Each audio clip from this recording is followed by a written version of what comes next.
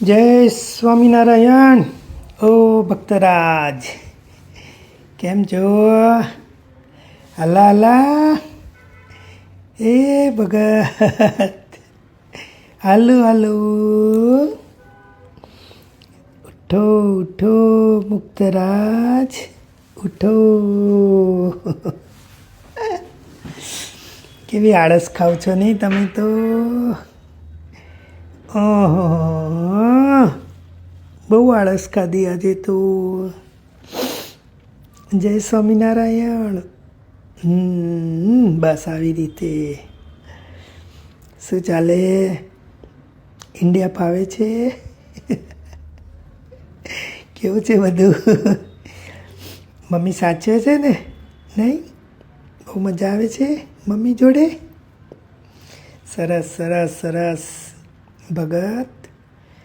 બસ જો આજે તમારી યાદ આવી મને. 2 દિવસ તો બહુ બિઝી હતા એટલે વાત થાય એવી નથી, એટલે ખાસ તમને યાદ કર્યા છે આજે. ભગત, ચાલો આપણે ઓમ પ્રાણાયામમાં જોડાઈશું. રેડી છો? બધી આળસ જતી રહી? હા, બસ આવા ખિલખિલાટ હસતા થઈ જાઓ. ચાલો ડીપ બ્રીધિંગ લો. હા, ઓ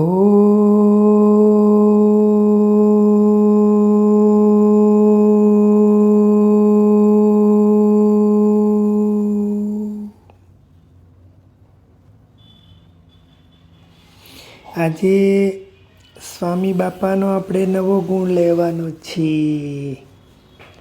માર્દવમ.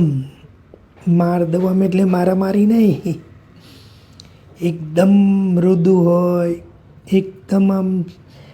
એકદમ શું કહેવાય, મને શબ્દ નથી મળતા. મૃદુ એટલે એકદમ સંવેદનશીલ હોય, બીજાની બહુ જ કેર રાખતા હોય, બીજા માટે બહુ જ સારી ભાવના હોય ને, એવા મૃદુ હોય એને આપણે માર્દવમ કહેવાય. બહુ સંવેદન હોય, બહુ જ પ્રેમાળ હોય, એને આપણે માર્દવમ કહેવાય.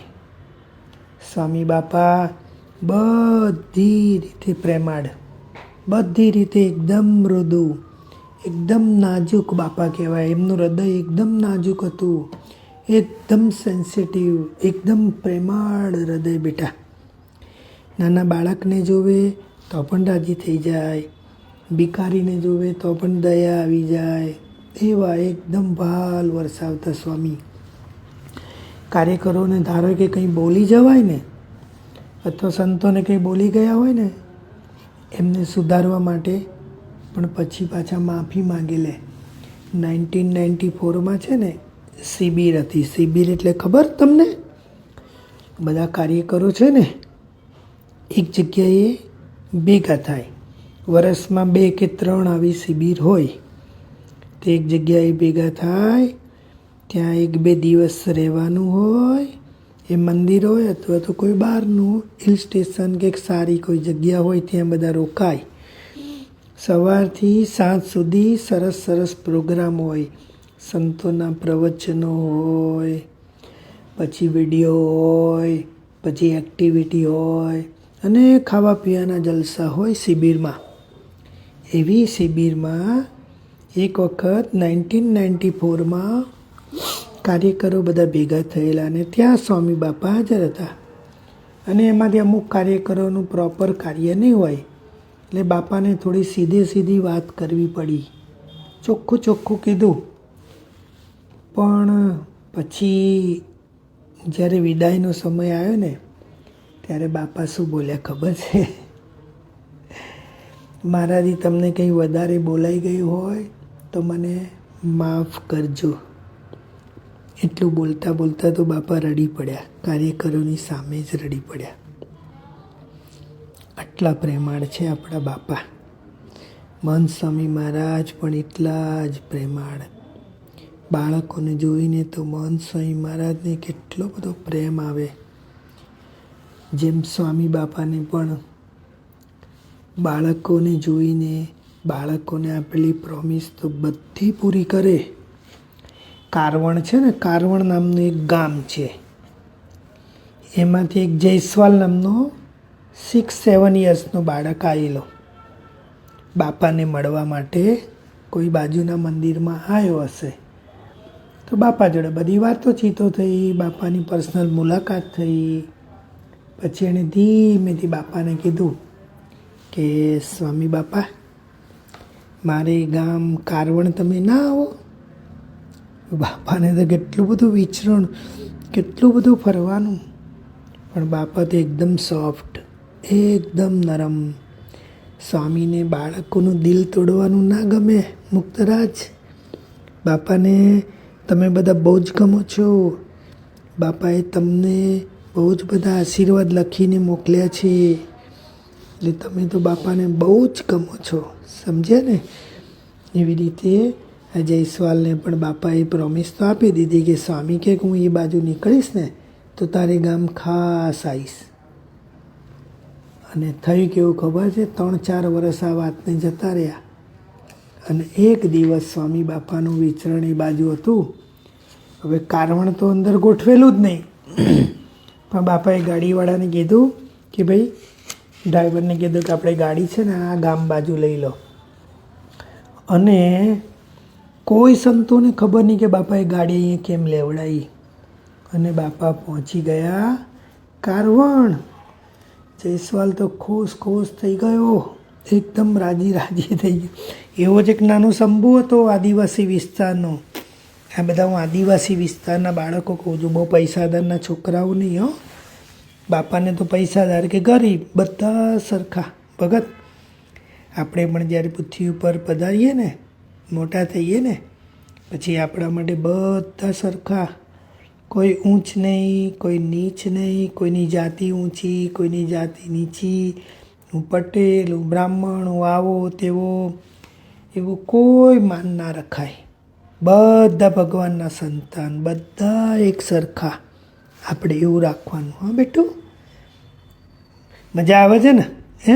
શંભુ નામનો બાળક એવો જ હતો, નાનકડો.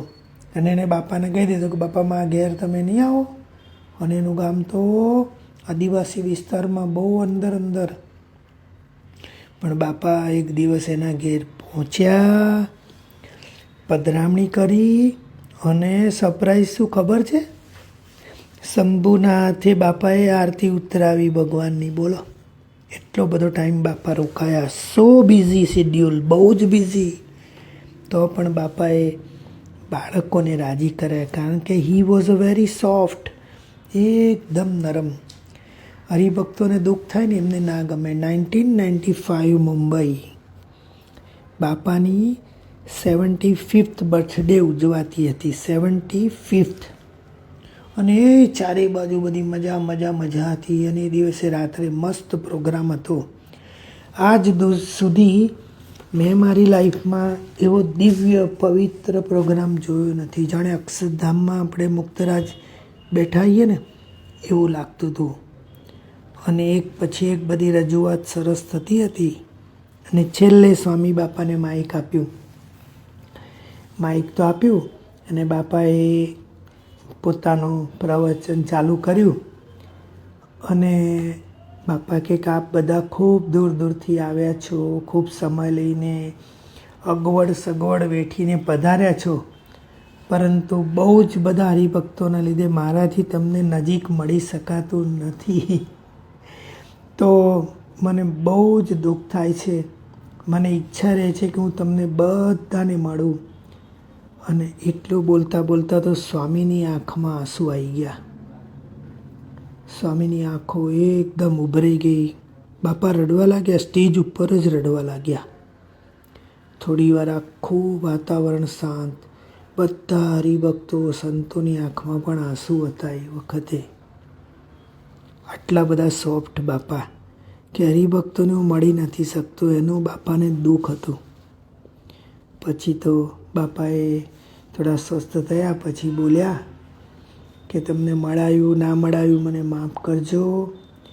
તમારા બધા પાસે મારે એટલું જ માગવાનું કે જોગીજી મહારાજના લાડીલા સંતો, હરિભક્તો, હું તમને બધાને રાજી કરી શકું અને બધાના આશીર્વાદ મેળવી શકું એવું મને બળ આપજો. બોલો, કેટલા બધા નિર્માની, કેટલા બધા સોફ્ટ. પોતાની બર્થડે ઉજવાય છે, લાખો હરિભક્તો આવ્યા છે અને એ હરિભક્તોના બાપા આશીર્વાદ માગે છે. આપણે કેવા છીએ નહીં બેટા? અહીંયા બધા માણસો પોતપોતાના અહમમાં જીવે છે. હું આમ, હું તેમ, હું ફલાણો, હું ઢેંકડો, હું વકીલ, હું કોન્ટ્રાક્ટર, હું મોટો અધિકારી, અને પોતાનું અભિમાન રાખીને જીવતા હોય છે. અને બાપા જો ભગવાનને ધારીને ફરતા હતા. આખી પૃથ્વી ઉપર એમનું ધાર્યું થાય એવું હતું, છતાં પણ બાપાએ બધા હરિભક્તોની માફી માગી. નિર્માની હોય ને એ બધાને ગમે.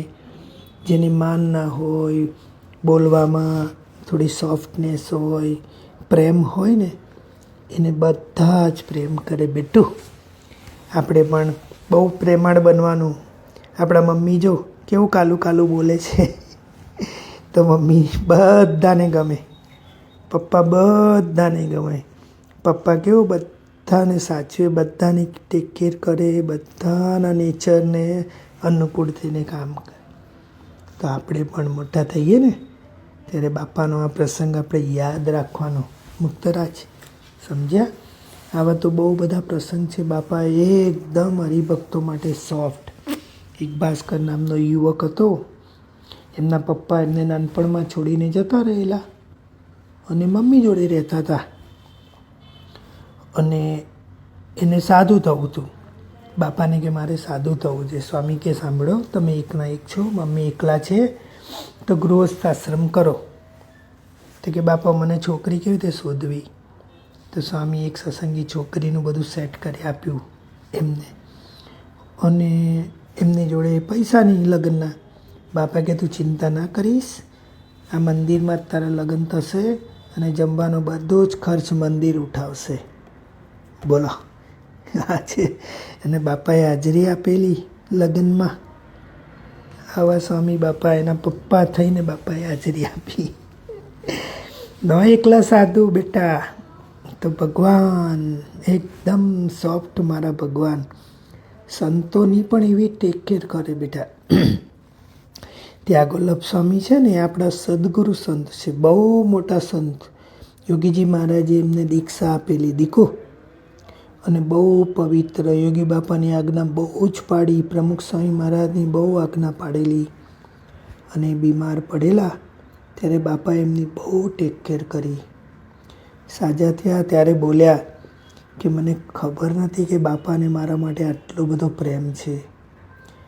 હવે તો મને બહુ જ બાપા માટે બહુ વધુ પડતો અહોભાવ થઈ ગયો છે કે બાપા એમના કરતાં મારી વધારે ટેક કેર કરે છે. બાપાને કેટલા બધા રોગ હતા, પણ બાપા બીજા સંતોને ટેક કેર કરે. એવી રીતે જ એક મોટો સમય હતો ને, તેમાં આપણા સ્પીકર નારાયણ મુનિ સ્વામી બહુ જ મોટા સંત છે, ગુરુજી સંત છે. અને એમનો અવાજ છે ને બહુ સરસ છે, તમારા જેવો એકદમ મીઠો મીઠો ઘંટડી જેવો. તે એમનું બધું એનાઉન્સમેન્ટ એમનું હોય. તો એનાઉન્સમેન્ટ પત્યું, સમયો પત્યો, બધું પતી ગયું ને પછી બાપા એમને બંનેને બોલાવ્યા, કારણ કે મોડું થઈ ગયેલું. બાપાએ કીધું કે તમારા માટે ગાડી તૈયાર રાખી છે, આવતીકાલે 11 છે, એટલે ઉતારે જશો એટલે તમારા માટે જમવાનું પણ બધું ત્યાં મોકલાવી દીધું છે.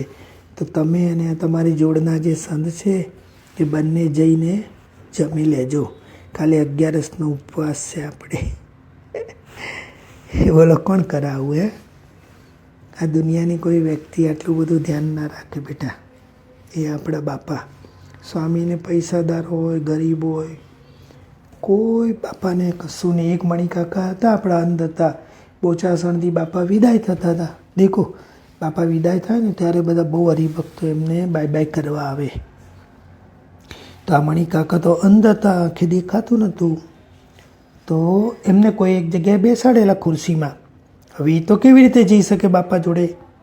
તો સ્વામી બાપાની દૂરથી એમના ઉપર નજર પડી ગઈ. જો, આને સોફ્ટનેસ કહેવાય, આને પ્રેમ કહેવાય બેટું. નજર પડી ગઈ ને તો બાપા ચાલતા ચાલતા બધી ભીડમાંથી મણિકાકા જોડે ગયા. એમને કીધું, કેમ છો? કે કોણ? હું પ્રમુખ સ્વામી મહારાજ. ઓ બાપા, તમે મારા ઉપર આટલી બધી કૃપા કરી, તમે આટલી બધી કૃપા કરી મારા ઉપર.